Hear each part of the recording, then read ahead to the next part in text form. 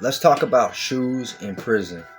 So once you've done your time in the county, you're fighting your case, whatever the situation may be, you find yourself in reception. Most states are probably the same. Here in Ohio, it used to be Northern Ohio goes to Lorraine, Southern Ohio goes to CRC. Now everybody goes to CRC. They turn Lorraine into violation time. Well, when you get to these reception centers, they give you your first pair of shoes, which are state shoes. I'm going to go into talking about the difference between shoes your family buys and that. Up until that point, you're most likely wearing shower slides or Crocs bought off of commissary or given to you by the county. Unless you're a trustee in the county, then maybe you was wearing shoes. For the most part, no. Now, I don't know if other men and women hearing this can relate, but when they handed me my first state shoes, even though they're heavy, ugly, they got this strap, they smell funny. Once I got those on my feet, it was almost like a little bit of a security blanket, especially being in a new place, knowing that if something dumb does happen, which it did, you could get busy wearing regular shoes. If you got to get into a fist fight, whatever. And I'm not even trying to promote violence or none of that, but it is a part of prison and it happens. Instead of that going on in your socks or your shower slides or whatever the case may be, some people take their whole socks and shoes off to fight for that grip. That's what state shoes are known for. There's actually a lot of people who keep their state shoes in their room or by their bunk in the dorm strictly for working out shoes and putting in work shoes, getting on that back wall or that bathroom, catching work. That's what a lot of people use them for because they're real heavy. They keep your feet planted on the ground. Okay, so now here in Ohio, we got three catalogs to choose from: Walking Horse, Union Supply Direct, and Access. And your family or yourself can order shoes and clothes. Actually, like this shirt I'm wearing right here came from the box, and I think that's the only thing showing. I ended up having a couple necklaces and different, things. I should probably do a whole separate video on all different stuff you can buy from these catalogs. But Monique actually, my fiance and my children's mother, who I've been with since we were teenagers, she bought me these Under Armour for like $70. And this is me sending her a photo home showing her what I had. Now, what I would do, now I'm going to be honest, there was times that I would do this and there was times that I would do it differently. When I was not partying and strung out on something we call OJ, which is the MAT program, smoking trees, drinking wine, all that. When I wasn't making horrible choices, if I seen people in the block who they refer to as a state baby, meaning that they only wear state shoes, state clothes, they only spend $18 at the commissary, they're only eating the meals they give them, nobody's showing them love from the streets, those people would get my hand-me-downs on anything. Like, I'd find respectfully the poorest inmate in the block and be like, here. And instead of them wearing their state shoes, now they could wear these half-ass, you know, 6 out of 10, 7 out of 10 Nikes, which to them, they'll be grateful for. The reason why I said to be honest is there was times in my bid where I would sell the other things that was worth money. So I've done both is what I'm getting at. When I'm not in that real strung out horrible mindset, I love helping other people. I actually get a joy from helping people, and it's good karma. It goes around. Just like when you go home, you should leave all your stuff with somebody else that needs it. Not just because your homie or your best friend asked you and they got 3 fans, but they want another fan. I mean, maybe you could do that. They could sell it. You're helping them have some money in their pocket. Everybody's different, to each their own. What I like to do is find the person who needs it the most. If your best friend who you run around with every day has every single item that they need, but you still feel like it's the right thing to do because it's your homie, okay, cool. That's there's nothing wrong with that.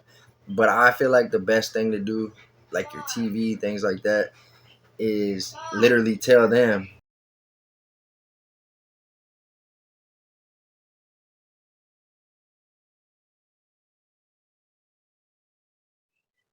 Let me know in the comments how you guys feel about that. Are you giving your stuff to the person who needs it because they truly do? Or are you giving your stuff to somebody just because you're close with them and they asked you?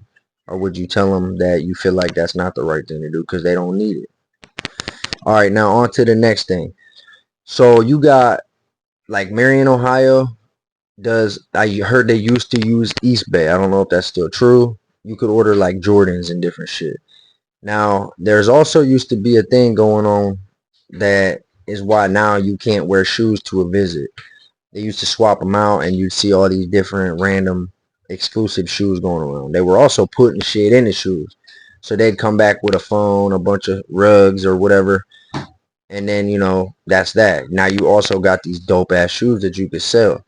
But they got hip to that, so there's no spots in Ohio that I know of that will let you go to a visit in your shoes. You get down there, you give them the shoes, they hand you a pair of Crocs.